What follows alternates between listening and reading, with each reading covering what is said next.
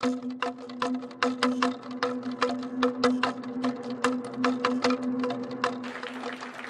cannot continue to allow thousands upon thousands of people to pour into our country, many of whom have the same thought process as this savage killer. Many of the principles of radical Islam are incompatible with Western values and institutions. I believe weapons of war have no place on our streets. And we may have our disagreements about gun safety regulations, but we should all be able to agree on a few essential things.